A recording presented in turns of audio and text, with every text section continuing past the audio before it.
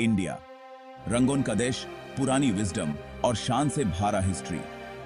हिमालय के snowy peaks से लेकर साउथ के ट्रॉपिकल बीचेस तक इंडिया का लैंडस्केप अपने आप में कल्चरल और जियोग्राफिकल रिचनेस का प्रमाण है।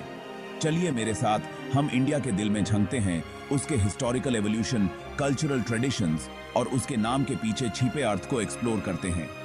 हमारा सफर समय के पार होगा, शुरू होगा इंडस वैली सिविलाइजेशन से।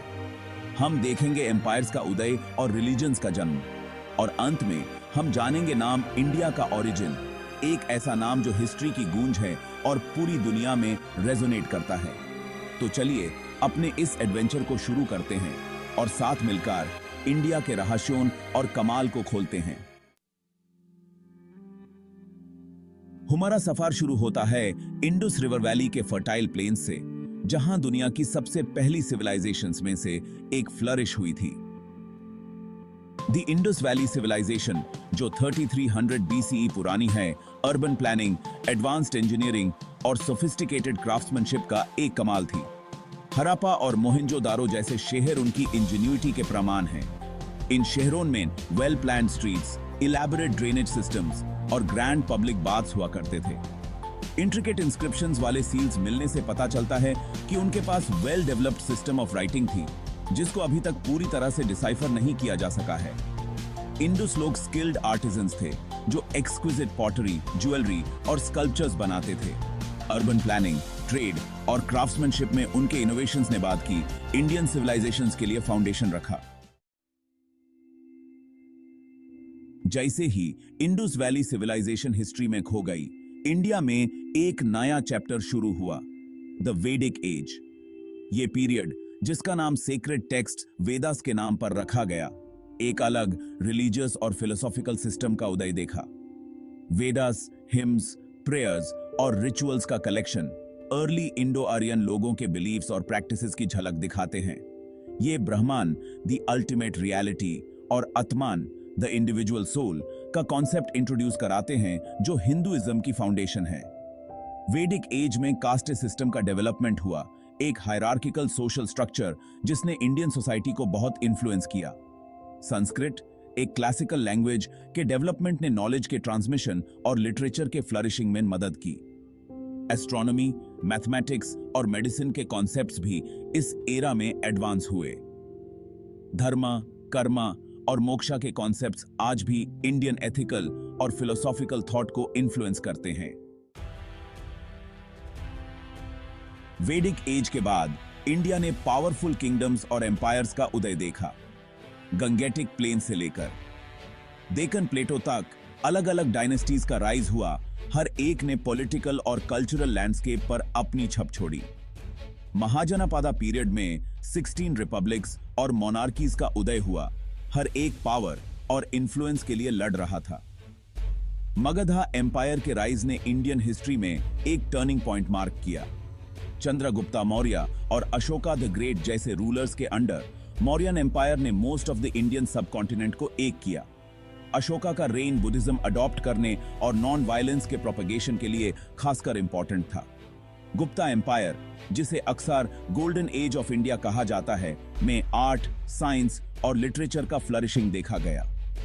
इन एम्पायर्स के राइज एंड फॉल ने एंशिएंट इंडिया की पॉलिटिकल बाउंड्रीज और सोशल स्ट्रक्चर्स को शेप दिया। सेक्शन 5, विश्वास का संगम, religious tolerance in Indian society. India बहुत समय से रिलीजन्स और कल्चर्स का मेल्टिंग पॉट रहा है। एंशिएंट टाइम से ही इंडिया अलग अलग फेथ्स का घर रहा है, जो एक साथ पीसफुली रहते हैं और एक दूसरे को एनरिच करते हैं। हिंदुइज्म, जो डोमिनेंट रिलीजन है, अपने बिलीव्स और प्रैक्टिसेस की डाइवर्सिटी के लिए जाना जाता है। हिंदुइज्म के साथ साथ बुद्धिज्म, जैनिज्म, सिखिज्म और बाद में इस्लाम और क्रिश्चियनिटी ने भी इंडिया में अपना घर बनाया।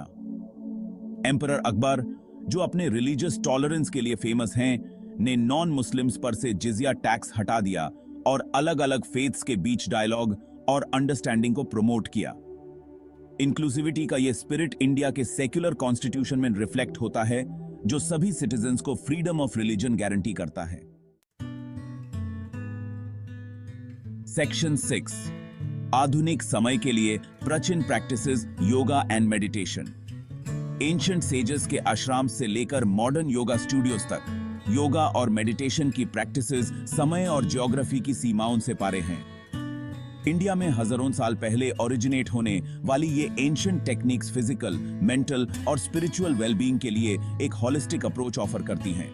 योगा, जो संस्कृत वर्ड युज से आया है जिसका मतलब है यूनाइट करना, प्रैक्टिसेस का एक सिस्टम है जिसका एम बॉडी, माइंड और स्पिरिट के बीच यूनियन अचीव करना है।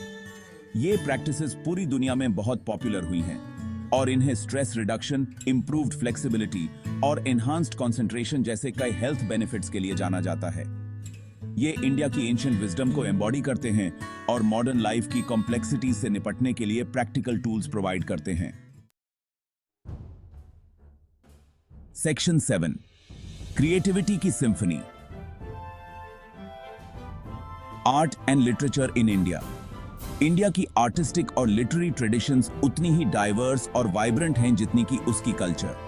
एंशिएंट टेंपल्स की इंट्रिकेट कार्विंग्स से लेकर क्लासिकल लिटरेचर के लिरिकल वर्सेस तक इंडिया की क्रिएटिव स्पिरिट अनेक रूपों में एक्सप्रेस होती है। भारतनाट्यम, कथक और ओडिसी जैसे इंडियन क्लासिकल डांस फॉर्म्स देश के रिच कल्चरल हेरिटेज का प्रमाण हैं। वैदिक पीरियड में रूट रखने वाला इंडियन क्लासिकल म्यूजिक अपने कॉम्प्लेक्स रागस और तलास के लिए जाना जाता है। सितार, ताबला और फ्लूट जैसे इंस्ट्रूमेंट साउंड्स की ऐसी सिम्फनी क्रिएट करते हैं जो अलग अलग इमोशंस को इवोक करते हैं। हजारों साल पुराना इंडियन लिटरेचर, महाभारता और रामायण जैसे एपिक पोएम से लेकर रविंद्रनाथ टैगोर की पोएट्री तक जॉनर्स की एक रिच टैपेस्ट्री बोस्ट करता है। ये आर्ट फॉर्म्स सिर्फ एस्थेटिक एक्सप्रेशंस नहीं हैं, बल्कि इंडिया की आत्मा में झांकने के लिए विंडोज हैं जो उसके बिलीफ्स, वैल्यूज और एस्पिरेशंस को रिफ्लेक्ट करते हैं। सेक्शन 8, समाज की नींव, family and community values. Family और कम्युनिटी इंडियन सोसाइटी के दिल में रहते हैं। रिश्तेदारियों के बॉन्ड्स स्ट्रांग हैं और एल्डर्स के लिए रिस्पेक्ट कल्चर में गहरी है। जॉइंट फैमिलीज जहां कई जनरेशन साथ रहती हैं, इंडिया में एक ट्रेडिशनल नॉर्म रहा है। ये living arrangement belongingness, shared responsibility और एक जनरेशन से दूसरी जनरेशन तक वैल्यूज के ट्रांसमिशन को फॉस्टर करता है। एल्डर्स को उनकी विजडम और एक्सपीरियंस के लिए रिवियर्ड किया जाता है और फैमिली और कम्युनिटी में उनकी ओपिनियंस की बहुत वैल्यू होती है। फेस्टिवल्स एंड सेलिब्रेशंस अक्सर कम्युनिटी अफेयर्स होते हैं जो लोगों को उनके शेयर्ड हेरिटेज एंड ट्रेडिशंस को सेलिब्रेट करने के लिए एक साथ लाते हैं। इंडियंस अक्सर strong sense of national pride and unity दिखाते हैं, खासकर नेशनल इंपॉर्टेंस के टाइम पर। सेक्शन 9, इंडिया की एटिमोलॉजी, भाषा और कहानियों का सफर। इंडिया नाम अपने आप में समय और भाषा का सफर है जो देश के एंशिएंट रूट्स और कल्चरल इन्फ्लुएंसेस को रिफ्लेक्ट करता है। इंडिया नाम इंडस रिवर से आया है जो इंडियन सबकॉन्टिनेंट के नॉर्थ वेस्टर्न पार्ट से होकर बहती है। एंशिएंट टाइम्स में पर्शियंस इंडस रिवर के पार की लैंड को हिंदू कहते थे। ये टर्म इवेंचुअली ग्रीक में इंडिया बन गया। संस्कृत वर्ड भारता भी देश के नाम को समझने में सिग्निफिकेंट है। हिंदू मिथोलॉजी के अनुसार किंग भारता, एक लेजेंडरी एम्परर को इंडियन सबकॉन्टिनेंट को यूनाइट करने का क्रेडिट दिया जाता है। इंडिया नाम अपने rich historical and linguistic roots के साथ इस एंशिएंट लैंड के एसेंस को एनकैप्सुलेट करता है। Section 10, conclusion, invitation to explore the wonders of India. India के हिस्ट्री, कल्चर और उसके नाम की ओरिजिन के थ्रू हमारा ये सफर इस मल्टीफैसेटेड नेशन की सिर्फ झलक है। इंडस वैली के एंशिएंट रूइंस से लेकर उसके आर्ट एंड स्पिरिचुअलिटी की वाइब्रेंट टैपेस्ट्री तक इंडिया एक्सपीरियंसेस का खजाना है जो एक्सप्लोर होने का वेट कर रहा है। जैसे ही हम अपने एक्सप्लोरेशन का अंत करते हैं तो ये याद रखें कि इंडिया सिर्फ एक ज्योग्राफिकल एंटिटी नहीं है, ये एक आइडिया है, एक सिविलाइजेशन है जो हजारों साल से फ्लरिश हो रही है। इसके रेजिलियंस का स्पिरिट, डाइवर्सिटी को अपनाना और इसकी टाइमलेस विजडम दुनिया को इंस्पायर करती रहती है। ये